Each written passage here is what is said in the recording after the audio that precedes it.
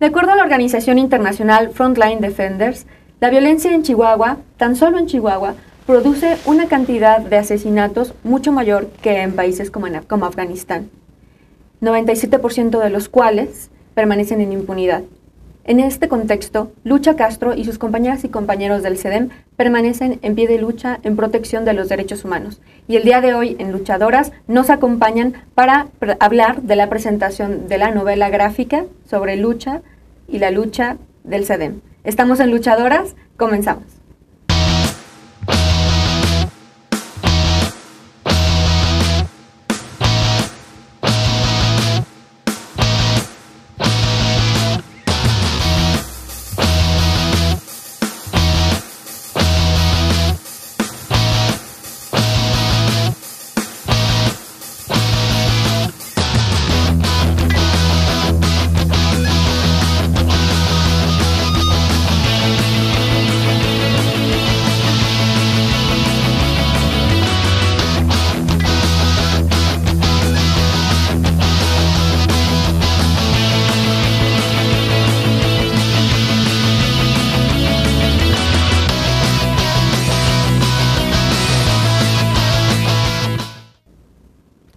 ¿Qué tal? Muy buenas noches, bienvenidas y bienvenidos a Luchadoras. Estamos en Rompeviento Televisión por Internet.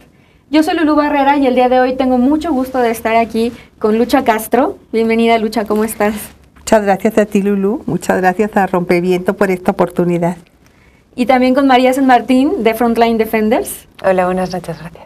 Muchas gracias a las dos por estar aquí. Estamos también celebrando justo que están presentando en México, en un contexto de gira y lanzamiento, la novela gráfica La Lucha, elaborada como parte de un proyecto más amplio de visibilizar la labor de defensoras alrededor del mundo desde Frontline Defenders.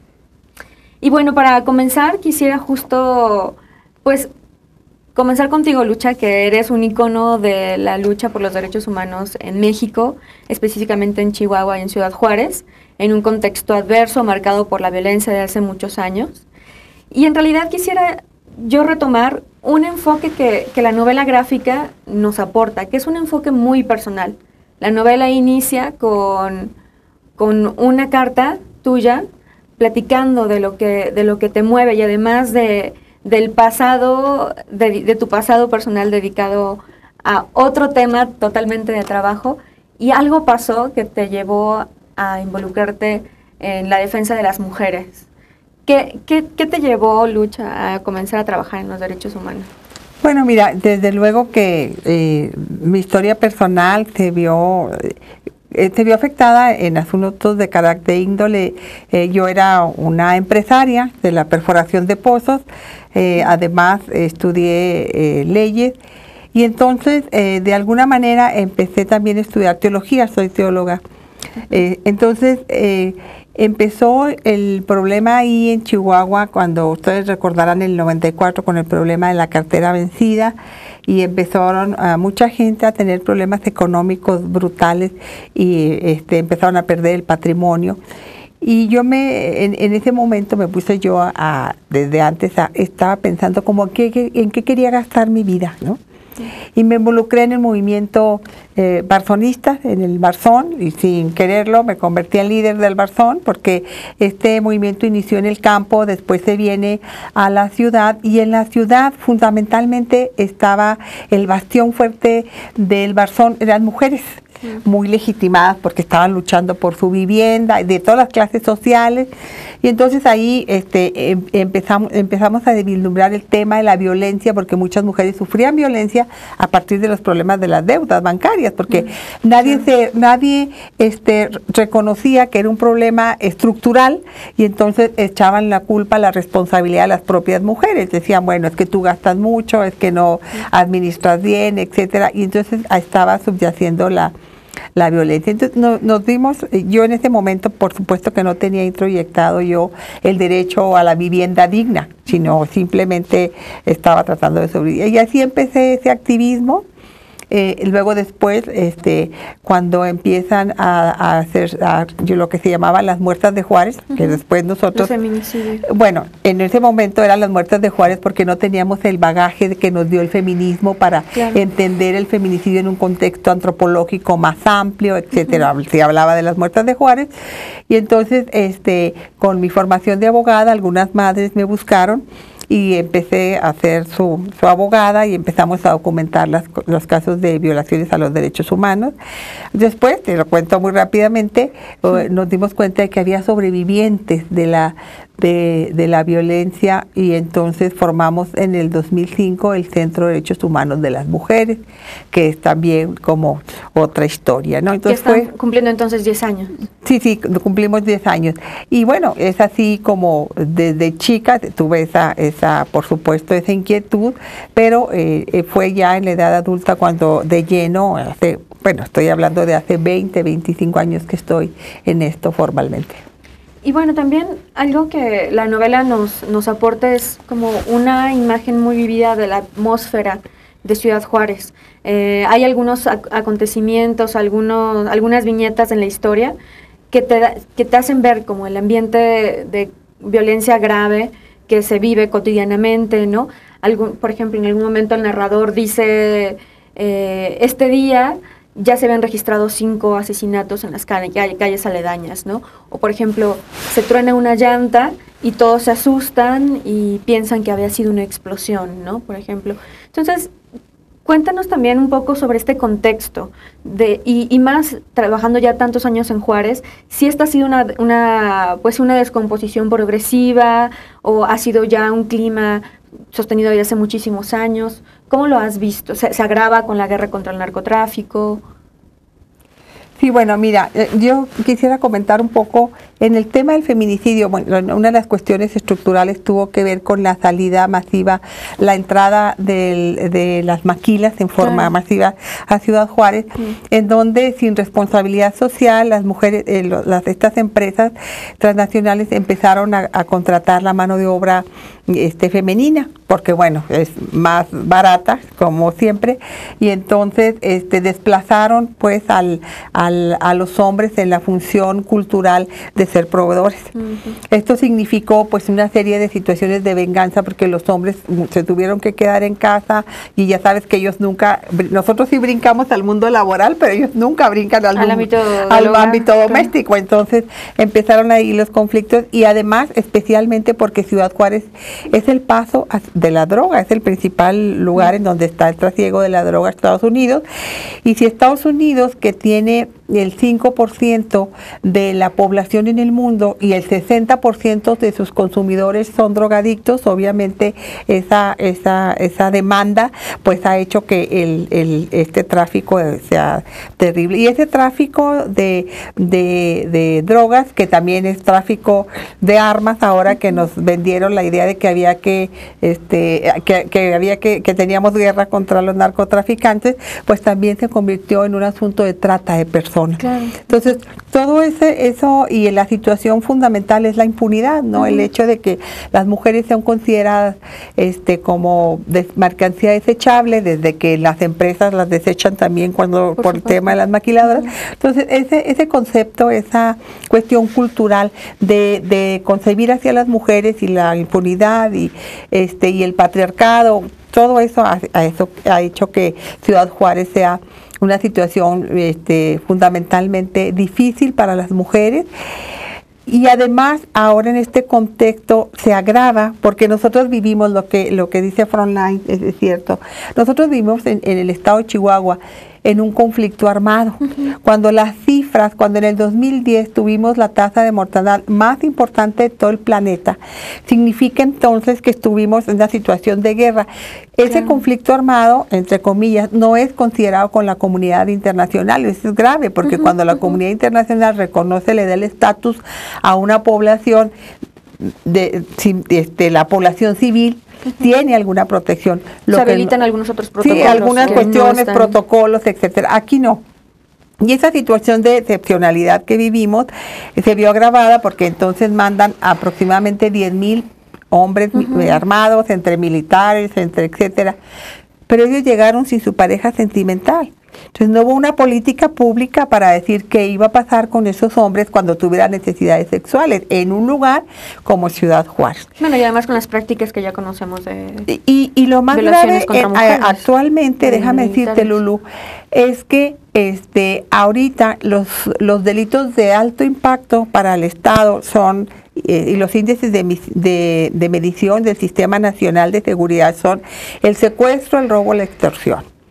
De tal manera que un Estado, cuando cumple o baja los índices de criminalidad en estos delitos que son de índole patrimonial, que además afectan a un sector, el empresarial, invisibilizan los delitos de género. Claro, entonces, ahí tú no ves que en los informes del gobernador, del presidente municipal, etcétera, se hable de los índices de violencia familiar, de los índices de violaciones, etcétera, porque eso siguen considerándose cuestiones de carácter privado. Entonces, hay una situación complicada para las mujeres en esta entidad, y a partir de que se acrecienta por el tema de las armas.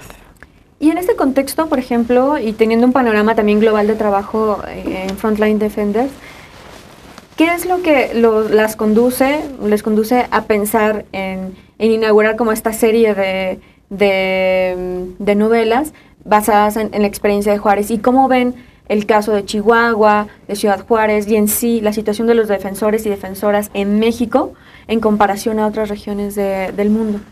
Bueno, la idea de la novela gráfica viene como parte de nuestra estrategia. Frontline Defenders es una organización dedicada exclusivamente a la seguridad y la protección de defensores y defensoras de derechos humanos en todo el mundo.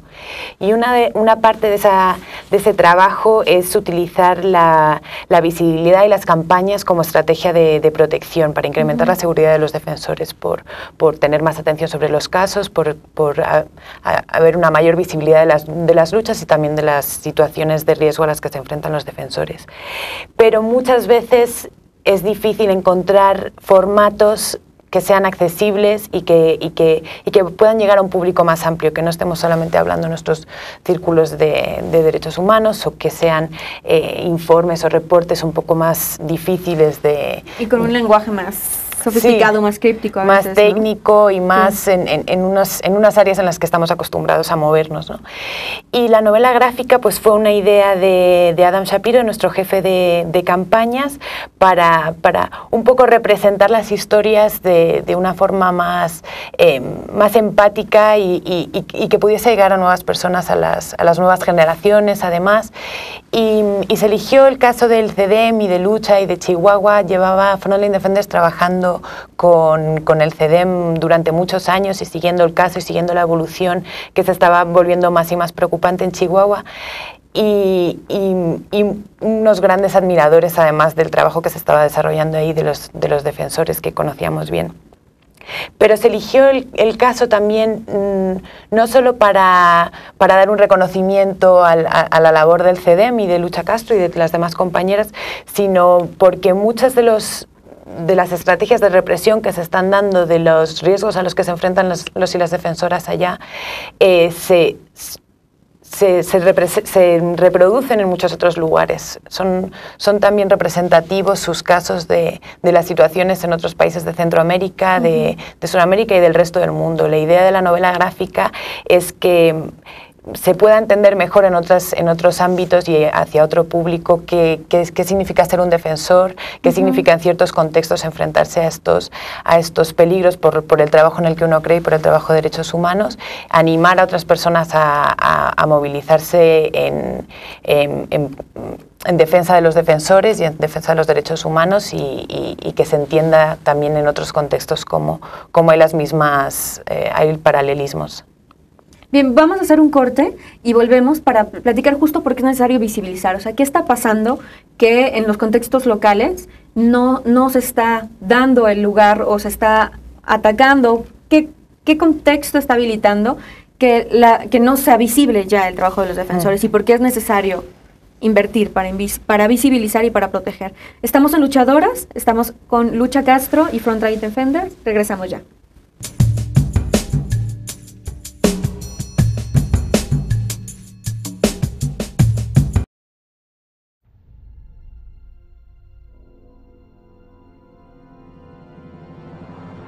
Rompeviento TV. Periodismo crítico e independiente.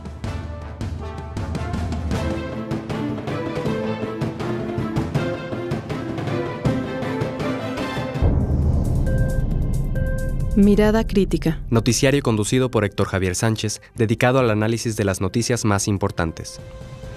La Cuadratura del Círculo, un espacio conducido por Daniel Gershenson, dedicado a la defensa de los derechos humanos, el medio ambiente y el patrimonio cultural. Lo que Rompeviento se llevó. Un programa presentado por Jesús Taylor, dedicado a los amantes y adictos al cine.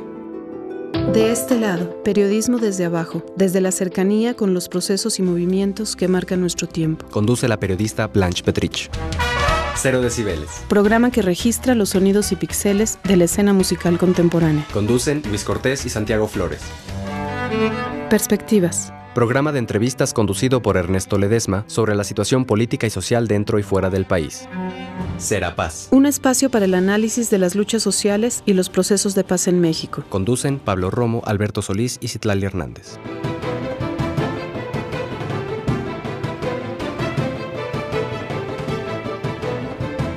Jaque al Rey. Programa de debate y pensamiento crítico. Una coproducción con la revista Hashtag. Conducen Erika Paz y Ricardo Bernal. Luchadoras. Una mirada a las mujeres que en todos los rincones del planeta luchan por sus derechos. Conducen Lulú Barrera y Perla Vázquez. El Chamuco TV. Primer programa de moneros en la televisión mexicana por internet. Conducen Alma Soto y los moneros La Dama y Rapé. A Contracorriente. Un espacio para aquellos que le han dicho su verdad al poder y conservan la esperanza aún en tiempos difíciles. Conduce Luis Hernández Navarro. Megáfono, programa dedicado a la defensa de la libertad de expresión y el derecho a la información. Una coproducción con Artículo 19. Zona de Impacto. Noticiario sobre los hechos políticos y sociales que interesan a la sociedad mexicana. Conduce Jesús Cervantes. Periodistas de a pie. Un análisis de la realidad nacional desde la trinchera de un periodismo crítico y con compromiso social. Rompeviento TV. Información a profundidad.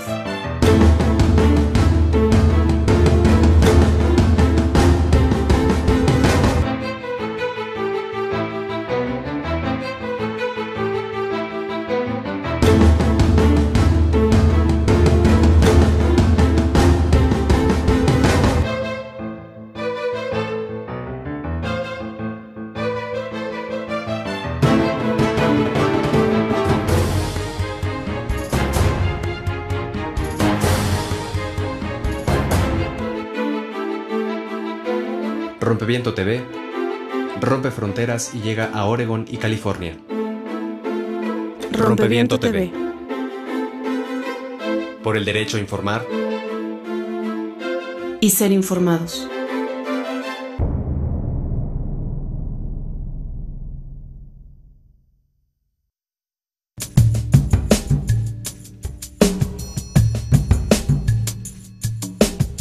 Estamos de regreso, luchadoras, y estamos platicando justo de la defensa de los derechos humanos y por qué hacer campañas y visibilizar también desde lo internacional resulta imprescindible. ¿Qué contexto enfrentan? Y pienso concretamente en Chihuahua, en Ciudad Juárez, en México, ¿no? También mediáticamente, ¿no?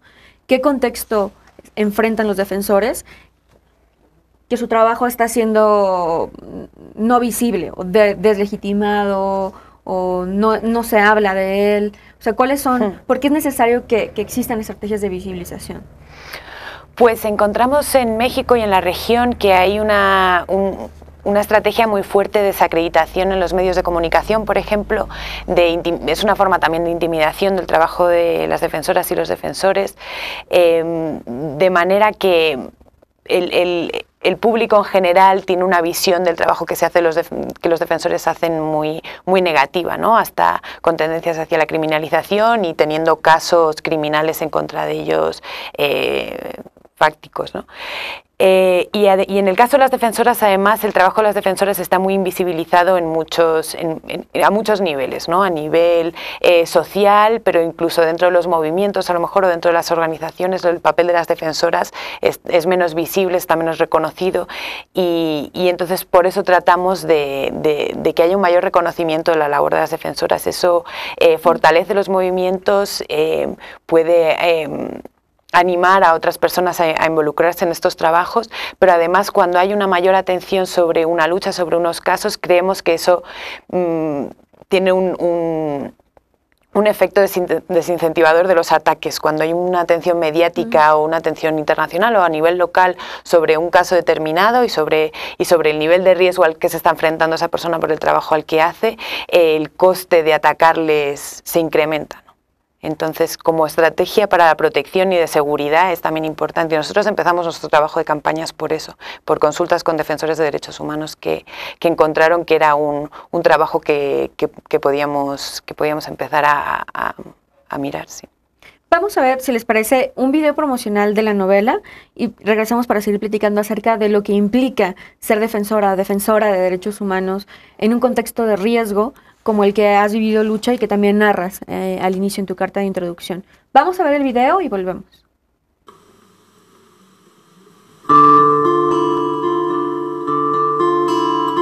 The Mexican cities of Chihuahua and Juarez have become notorious the world over as hotbeds of violence. Drug cartel battles and official corruption have resulted in more murders annually in the state of Chihuahua than in war-torn Afghanistan. Thanks to a culture of impunity, 97% of the killings in Juarez go unsolved. Despite the climate of fear, a small group of women human rights defenders struggles for justice, fights widespread gender-based violence, and builds a better society. Chihuahua era el número 1 en cuanto a defensores de derechos humanos, asediados, hostigados o asesinados. Las mujeres luchadoras y guerreras que no permiten o no se han dejado de verse a sí mismas como objetos, se ven como seres humanos y como seres humanos capaces de lograrlo todo. Trabajo también en la construcción de una nueva sociedad donde hombres y mujeres tengamos el mismo valor y estemos incluidos, y jóvenes y niños. Sí, bueno, el asunto es que cuando tú ves a una mujer como una víctima, es como si le ponieras un tatuaje, víctima, y no puede cambiar nunca. Pero cuando tú la ves como una mujer en situación de violencia, estás asumiendo que esa mujer está temporalmente como una violencia, pero que ella puede cambiar. This is the story of La Lucha, illustrated in beautiful and chilling graphic art, rendering in rich detail the real-life stories of women human rights defenders who, with extraordinary bravery and determination, turn their grief and fear into resistance.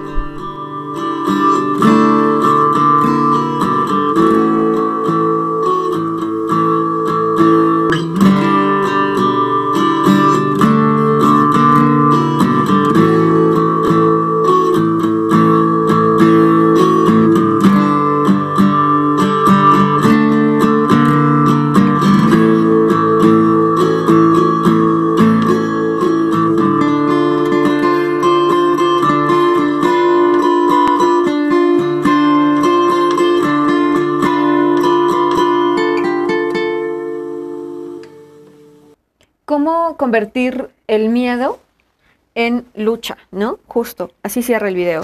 Y así es como comienza también La Lucha, esta novela gráfica, con una carta tuya, Lucha, que a mí me... O sea, es un trabajo hermoso, pero al mismo tiempo, de verdad que para mí es conmovedor y es desgarrador en muchos aspectos, porque hablas al inicio de todos los costes que han representado personalmente en relación a tu familia, en relación a ese sentimiento de extrañarlos, de no poder estar con ellos, del riesgo que se vive.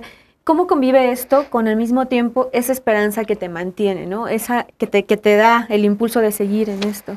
Bueno, yo creo que a mí las grandes maestras han sido las propias mujeres, las víctimas. O sea, las víctimas son desde que entras en contacto con ellas, como las madres de Ciudad Juárez o de Chihuahua, las que, te diré que un poco para contextualizar de dónde viene esa fuerza, que además es todo el equipo del CEDEM, nosotros empezamos a trabajar los delitos de género, feminicidio, violencia familiar, violaciones. Entonces, las mujeres que llegan ahí al CEDEM y llegan con unas historias de terror terribles, o sea, de veras son historias que lastiman, vienen desgarradas, con el alma rota, sin deseos de nada.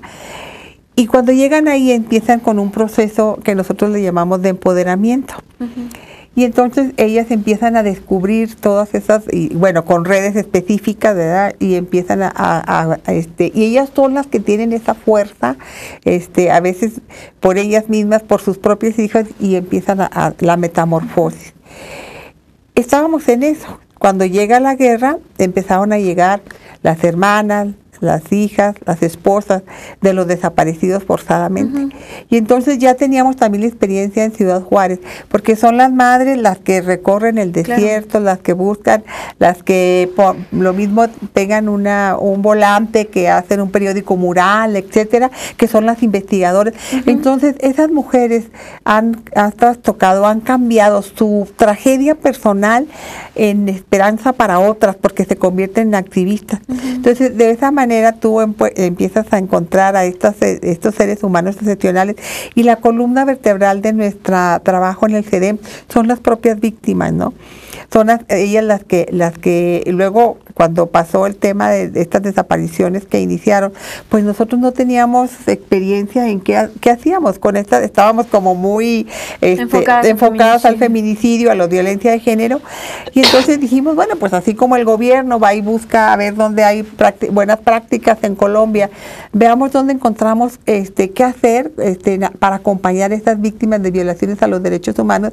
Y así nos encontramos con la teoría de Martín Baró, un sacerdote jesuita de El Salvador, asesinado, que desarrolló el acompañamiento psicosocial, que es una manera de acompañamiento distinto, que rompe todos los paradigmas de la psicología tradicional, en donde se atiende a una persona en la individual, y aquí es en forma colectiva y se ve a las cuestiones estructurales, ¿no?, de la violencia. Entonces, o sea, ¿qué fue lo que causó la desaparición de una persona, etcétera? Entonces empezamos a abordar eso, y luego, para responder a tu pregunta, llegaron los defensores en riesgo. En un contexto absoluto de impunidad, en un contexto como en el Chihuahua, en que grandes zonas, al igual que Iguala, grandes zonas de la Sierra Tarahumara del noroeste, quienes están ahí decidiendo, quienes gobiernan, es el crimen organizado. De tal suerte que se confunden, que no se sabe dónde empieza el crimen organizado y dónde la policía. O sea, incluso los presidentes municipales son electos constitucionalmente, pero quienes ponen los cuerpos policíacos y la tesorería son la gente de la línea, que es el grupo criminal que impera en Chihuahua. Esto con la complacencia del gobernador del estado, que es un tipo terriblemente corrupto, está denunciado porque ha hecho realmente una depredación de Chihuahua, una obscena como nunca. Y un gobernador, además, que considera a los defensores de derechos humanos sus enemigos. Públicamente ha dicho, pues si no les gusta que se vayan, nos descalifica y nos dice que bueno, que los defensores vivimos de esto, que Chihuahua ya está bien y que nosotros estamos dañando la imagen. Si se va la inversión, se dice que se va la inversión porque también nosotros lo estamos desalentando, hablando mal del Estado. Entonces hay una situación de mucha, específicamente por la situación del Estado. Aparte, lo más difícil, como defensoras, nosotros tenemos años pues tratando con temas de las empresas transnacionales, los bancos, te decía al inicio, etcétera. Pero nunca estaban atrás el crimen organizado. Ahorita estamos hablando de la utilización de las transnacionales, utilizan el crimen organizado para amenazar y para asesinar activistas. Eso es lo que está pasando en Chihuahua, en una situación de absoluta impunidad. Y justo quisiera volver, y me voy a robar acá a le digo a los compañeros del estudio, me voy a robar un par de minutos todavía más, para antes de despedirte, María, para que nos cuentes un poco también sobre, en un panorama global también, esta confluencia de impunidad, perpetración de crímenes contra defensores por parte del Estado. ¿Esto es algo que sucede en México? ¿Es algo que sucede en otros lugares? O sea, ¿quién es el principal atacante o quiénes son los principales atacantes de los defensores de derechos humanos que ustedes en Frontline pues visibilizan y protegen con sus estrategias? Pues desde luego uno de los problemas más preocupantes en México, en otros países también latinoamericanos, es la impunidad contra los ataques, porque por supuesto no, lo único que hace es favorecer que esos ataques continúen.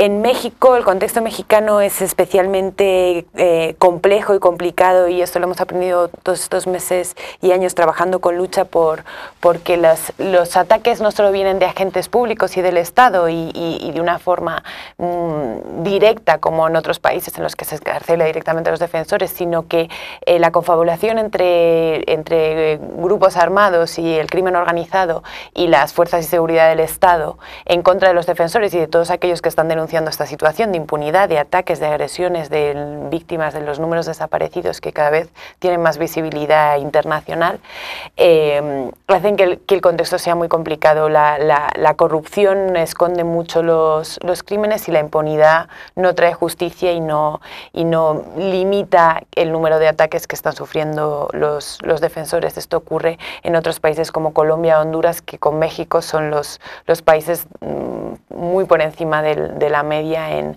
el peligro que supone el trabajo de defensa de los derechos humanos. Pronto va a ser el Día Internacional de los Derechos Humanos y parece que sigue siendo como un reto enorme, no solo en México, sino en otras partes del mundo, reivindicar la legitimidad de la lucha por la defensa de los derechos humanos. ¿Cómo podemos conseguir la lucha, la novela? Y cuéntanos, ¿cómo podemos también acercarnos y seguir el trabajo de Frontline Defender? Pues como decías, la lucha se ha lanzado hace 2 días, por fin en español y en México, con una editorial mexicana que se llama Editorial Resistencia, que nos ha apoyado mucho en todos estos meses para sacar adelante el proyecto, porque era imprescindible y necesario que el proyecto viese la luz aquí en México. Y en su página web encontraréis el link a la tienda online donde se puede comprar. Y estamos ¿en la página web de SEDEM? De Editorial Resistencia. Editorial Resistencia. Pero también en Librería Gandhi y en Péndulo van a estar.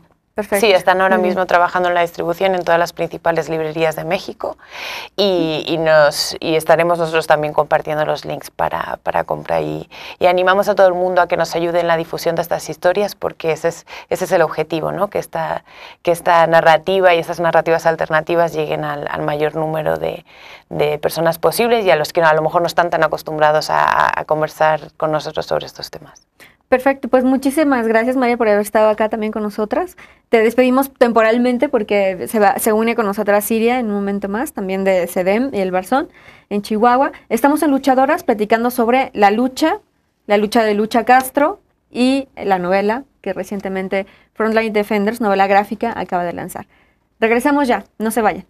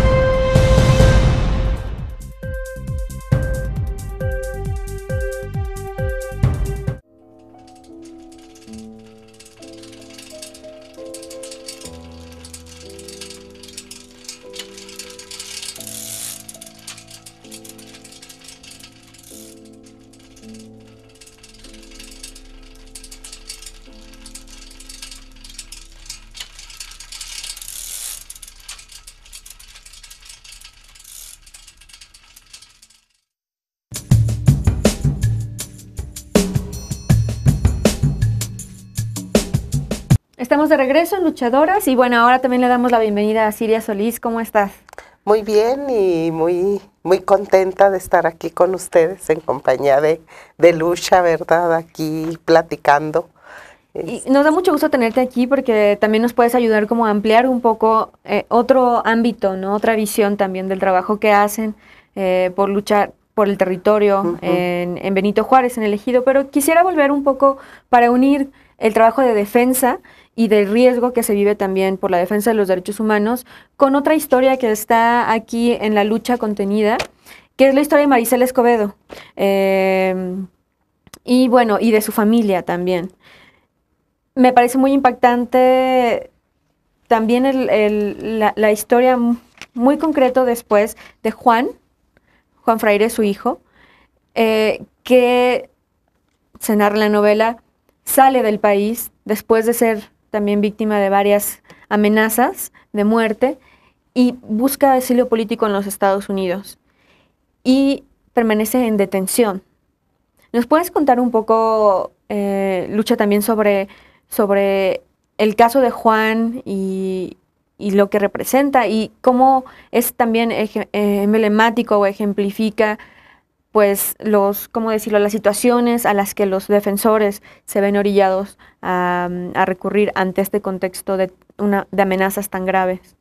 Sí, bueno, Marisela Escobedo, ella era una activista y ella buscó siempre en Ciudad Juárez, su hija Rubí desapareció, después fue asesinada y ella junto con su hijo y su familia se convirtió en activista, ustedes la recuerdan. Yo era abogada de Marisela Escobedo y lo sigo haciendo porque vamos a llevar el caso a la Comisión Interamericana de Derechos Humanos.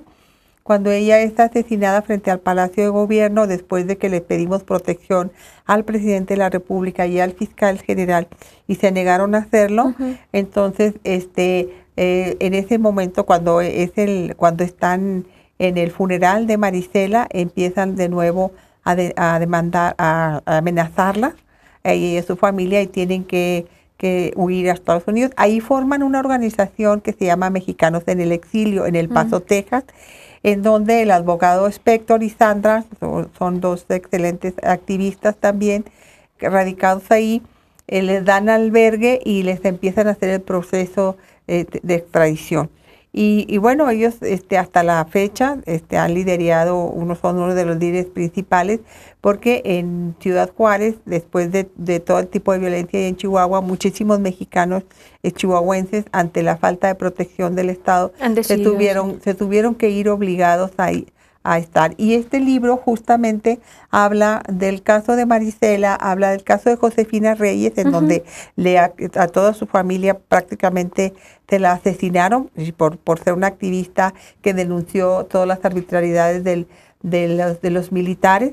Y también habla de Ismael y Manuelita, de la lucha que ellos tuvieron en el del Barzón, en Benito Juárez. Y bueno, esto es lo que habla este libro en una forma muy creativa, muy novedosa, que les invitamos a que lo vean, porque también es un libro lleno de esperanza, ¿no? En donde no obstante estas situaciones, las personas seguimos ahí trabajando, ¿no? Y Siria es un ejemplo para mí extraordinario de esa mujer, y ojalá que diera tiempo para darte un testimonio de algo, de un trabajo de Silvia que me conmueve mucho. Sí, por supuesto. Hay un aspecto más que quisiera agotar un poco antes, que hay una frase que se menciona justo cuando, en relación al asesinato de Rubí, la hija de Marisela, del feminicidio, que cuando no se logra obtener justicia, se comenta algo así como es morir dos veces, ¿no? Más allá de, por supuesto, está el feminicidio, pero la falta de acceso a justicia, la impunidad, la desatención de las autoridades, es como un segundo asesinato, y de pronto también vemos que hay un acto simbólico realizado por ustedes, donde se trata se hace una placa para honrar la memoria de Marisela, se hace un acto colectivo, y me pregunto también la importancia justo del trabajo comunitario, de permanecer, de hacer pues sí, actos que nos reagrupen, Sí. ¿no? Que devuelvan la esperanza. Sí, en Chihuahua, si bien es cierto, tenemos toda esa situación brutal de feminicidios, pero a la par, cuando hablaba de cuestiones esperanzadoras, es un movimiento de mujeres que tiene está muy sólido, feministas que han dado la batalla, que son los que lograron colocar en la agenda nacional e internacional el tema del feminicidio junto con las familias, ¿no? Entonces, este movimiento de mujeres, lo que hicimos es construimos una cruz de clavos frente al Palacio de Gobierno. Si uno va a Chihuahua, frente al Palacio de Gobierno lo construimos y está hecho con clavos enormes de ferrocarril, con ese material. Y es para vergüenza de las autoridades, para que cuando salgan lo primero que vean, y es el monumento que más es visitado, ¿no? Y siempre hay flores, etcétera. Y ya esa plaza se convirtió en el monumento de la impunidad, porque está el monumento Ni Una Más, la cruz de clavos, pero también está otro donde están diferentes defensores que han sido asesinados, todos en la impunidad. Y justo nosotros colocamos la placa de Maricela Escobedo afuera del Palacio de Gobierno, y nos la quitaba el gobierno, nos la quitaba. Con la caravana de Sicilia, en esa ocasión, fue uno de los compañeros Gabino Gómez anduvo en la caravana con el estandarte de Maricela e invitó a Sicilia para que colocara ahí la placa de bronce que hasta la fecha está. Bueno, ya el gobierno no se atrevió a quitar esa placa, ¿no? Pero son los símbolos que también nosotros nos apropiamos para decir las cosas, no la asesinaste, pero su memoria, su espíritu, lo que ellas nos legó, sigue vigente, ¿no? Claro. Es la memoria colectiva la que hace que esto permanezca. Y bueno, en el caso también del trabajo que hacen en Benito Juárez, han estado por mucho tiempo haciendo una lucha por el territorio en contra de las mineras. ¿Nos quieres contar cómo surge esta lucha? Bueno, porque además han tenido éxitos, ¿no? Importantes. Sí, bastante. Bueno, mira, más que todo el trabajo de nosotros en Benito Juárez es la organización y la resistencia, que sabemos que solamente así podemos lograr, ¿verdad? Porque tenemos una amenaza por los siglos de los siglos, así nos sentimos, ¿verdad? Esa amenaza es constante porque quiere entrar la empresa minera que nosotros, los pobladores de ahí, expulsamos, ¿sí? Nos unimos y nosotros echamos fuera su material, su maquinaria, ¿sí? Y la sacamos de Benito Juárez.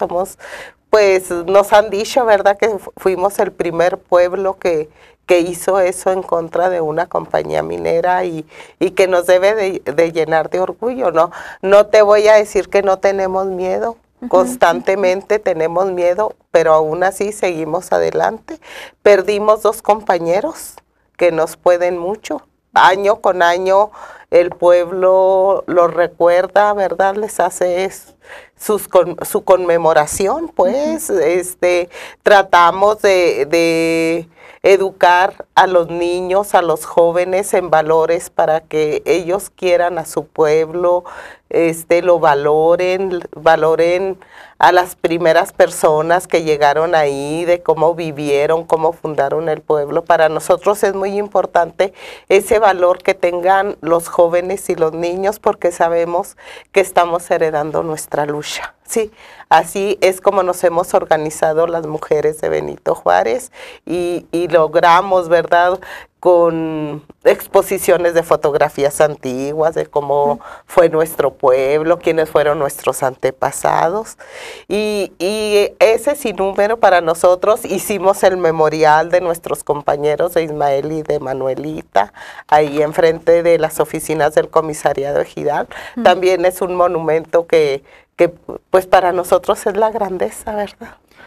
Quisiera que nos contaras un poco más de Ismael y de Manuelita en un momento más. Vamos a hacer un corte y volvemos para que nos cuentes más acerca de este acto pues paradigmático para las luchas de muchos pueblos, porque a lo largo de todo el país están llegando mineras, están llegando eólicas y están atentando contra la tierra, el territorio, los recursos y la vida y la cultura arraigada en la tierra de nuestros pueblos.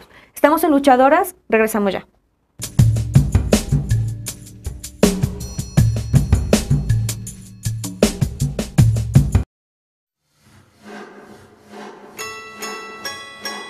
Whoa,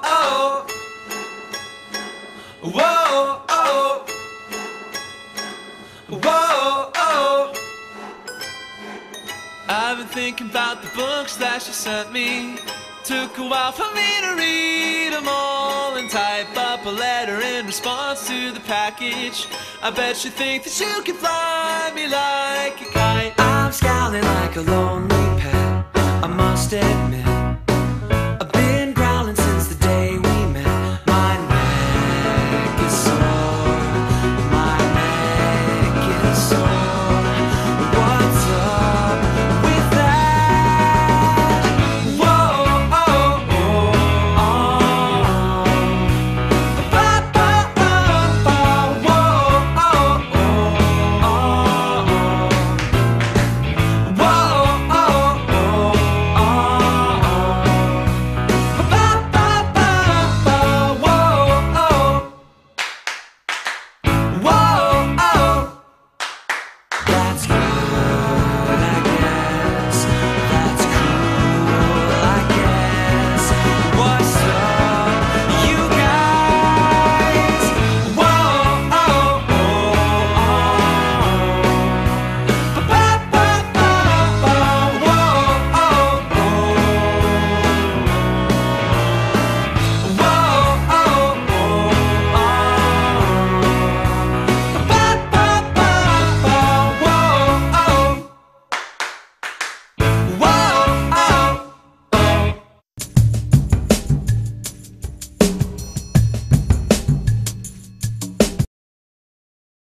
Acerca de lo que pasa en el ejido de Benito Juárez, que también se empieza a vincular con el CEDEM en esta defensa por el territorio. Y nos contabas que hace 3 años aproximadamente, Siria, llega una minera. No. Ahí hay un error.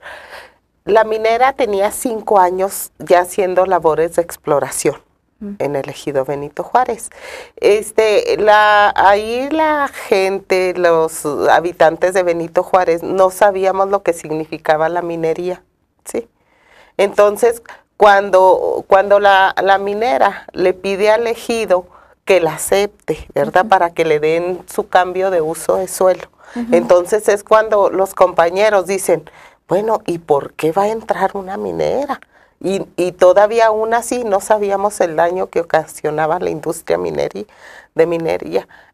Entonces nos organizamos 4 mujeres de ahí de la comunidad y vinimos aquí a un taller sobre el impacto ambiental que ocasiona la industria minera al Centro PRO. ¿Sí? Ahí duramos 3 días en un taller donde nos explicaron cuál era el impacto, ¿verdad?, que ocasionaba la industria minera. Entonces nosotros ahí nos dimos cuenta que ahí en Benito Juárez o se hacía un pueblo minero o se hacía un pueblo agrícola, porque la verdad no hay agua. En el norte del país lo que más nos hace falta es agua. Yo no entiendo por qué entran minas, ¿verdad? Entonces nosotros les informamos a los compañeros de lo que habíamos aprendido en el taller, les explicamos y anduvimos barrio por barrio exhibiendo películas que aquí nos dieron material, ¿verdad?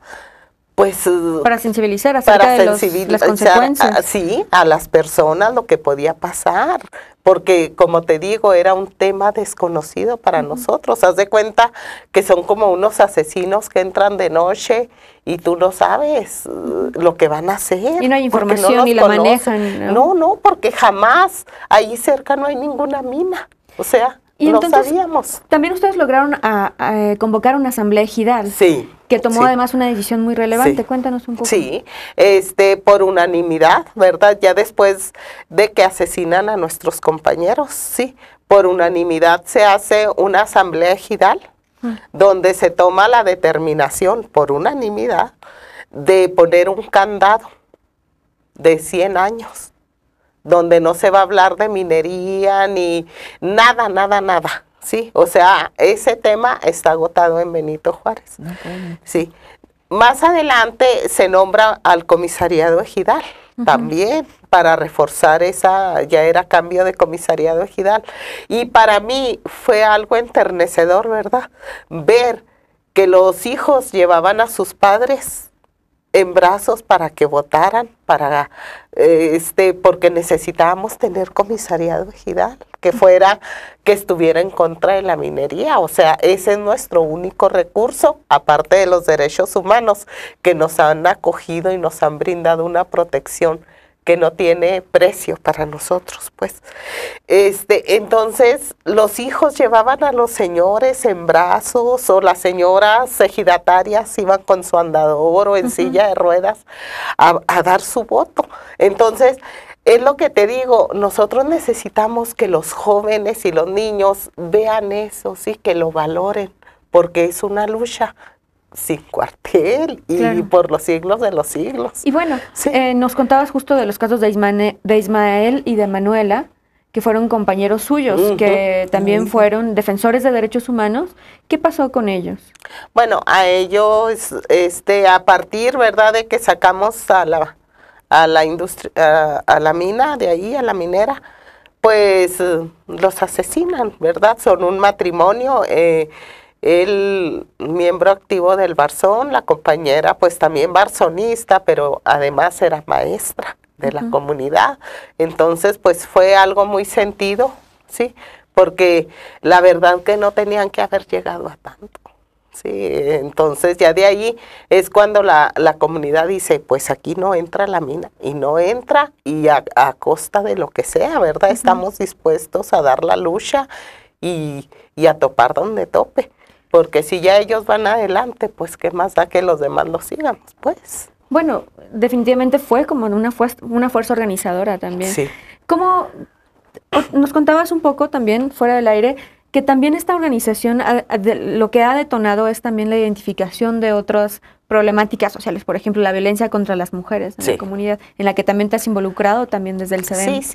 Sí, yo anteriormente, ¿verdad?, a lo de la mina, mi trabajo era, o es todavía, acompañar a las mujeres que sufren violencia, desde levantar sus denuncias, orientarlas, pues acá con la compañera, ¿verdad?, que es nuestra líder ahí, pues yo creo que nosotros sentimos un apoyo muy fuerte, ¿verdad?, imprescindible, pudiera decirse, de los compañeros de Lucha, de Alma Gómez y de Gabino Gómez, ¿verdad?, que son pues nuestros ejemplos a seguir, y como te digo, los derechos humanos para nosotros han sido esenciales, ¿sí? Pues ahorita, cada día que no está la minera dentro de la comunidad, para nosotros es una batalla, es un logro, ¿verdad? Claro. Sí, porque sabemos pues que ahí terminaría nuestro pueblo, ¿sí? Y nosotros la verdad que queremos seguir siendo campesinos, pues no tiene valor nuestra tierra, es un valor sentimental que le damos, y que queremos seguir siendo campesinos, productores de alimentos. Pues un gusto y realmente conocerte, tenerte aquí en Luchadoras, que nos cuentes esta historia de lucha, y creo que también sería muy muy bueno el intercambio. Me imagino también que desde CEDEM este ha sido un eje más de trabajo que pues han emprendido, que es justo acompañar movimientos, otras luchas de defensa. Bueno, lo que pasa es que nosotros, como te decía, los 3 ejes de violencia de género, de desapariciones, el otro es la defensa de defensores de derechos humanos. Entonces, lo que nosotros hacemos es defender a estos defensores que están en riesgo, ¿no? Y además, nosotras también, bueno, en lo personal, yo soy integrante del Barzón, soy barzonista. Recuerda que cuando iniciamos la charla te decía que el tema del derecho a la vivienda, bueno, ahí formamos el Barzón. Entonces, es algo que está inherente en el trabajo que hacemos, ¿no? Y Siria, pues es un ejemplo de una mujer campesina, luchona, que hace un trabajo extraordinario. No hay tanto tiempo para decirte algunos casos específicos que ella ha defendido, pero realmente es impresionante. Pero también hay otras organizaciones, me parece que hay alrededor de 7 organizaciones que están acompañando también en su defensa. ¿Nos puedes contar un poco más de quiénes son? Sí, bueno, son organizaciones que ahorita trabajan en la Sierra Tarahumara, La Sierra Tarahumara es un bastión del narcotráfico, en donde ahorita los indígenas están siendo tomados a la fuerza para obligarlos a formar parte del crimen organizado, y en donde están los proyectos como los megaproyectos que tienen que ver con minas también, pero también con la conducción para el gas, ¿sí? Del gas shale y todo eso. Entonces es lo que ha ocasionado el riesgo en que se encuentran organizaciones como COSIDAC, CONTEN, Alianza Sierra Madre, Bogueraza, ellos defienden el territorio de los pueblos indígenas, y bueno, también ha habido compañeros y compañeras asesinadas y desplazadas, porque ahora tenemos una nuevas personas que han llegado, son los desplazados de la Sierra Tarahumara a partir de la violencia que viven. Pues nos queda claro que el trabajo de defensa de los derechos humanos está atravesando por un momento crítico en el país, y que es necesario tejer alianzas, redes entre organizaciones para apoyarnos en la defensa y en la protección, en defender la legítima defensa de los derechos humanos, que parece que está a merced del Estado, de intereses empresariales, de intereses privados. Pero bueno, parece que en medio de todo este panorama tan deprimente y tan crítico, la lucha y la esperanza siguen ahí. Entonces yo, para cerrar, quisiera agradecerles enormemente haber estado aquí, y quisiera preguntarles qué es lo que más disfrutan de la lucha que están haciendo. No sé si Ira, ¿quieres comenzar? Sí, claro. Bueno, yo lo que más disfruto, ¿verdad?, es poder defender mi pueblo, ¿sí? Mi tierra, que a mí mis padres me enseñaron que la tierra se defendía con la vida, el agua. Entonces, eso para mí me llena de energía, me revitaliza, y no pienso dejar de hacerlo, pues me llena de coraje, me llena de energía, pues. De pasión. Sí, me apasiona, de por sí soy defensora de la tierra. Gracias, sí.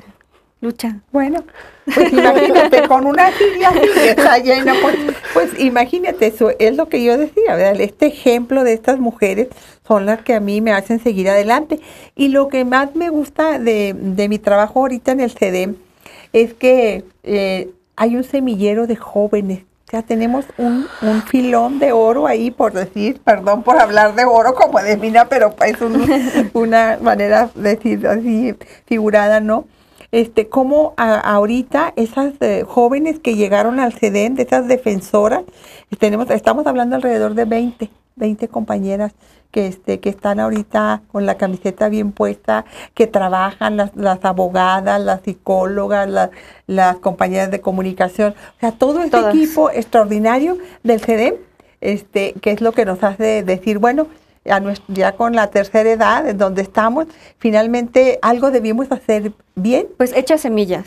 La lucha que ahí están siguiendo nuestros pasos y nuestro camino. Y muchas gracias. Gracias a ustedes por habernos invitado, y les invitamos también a que lean el libro.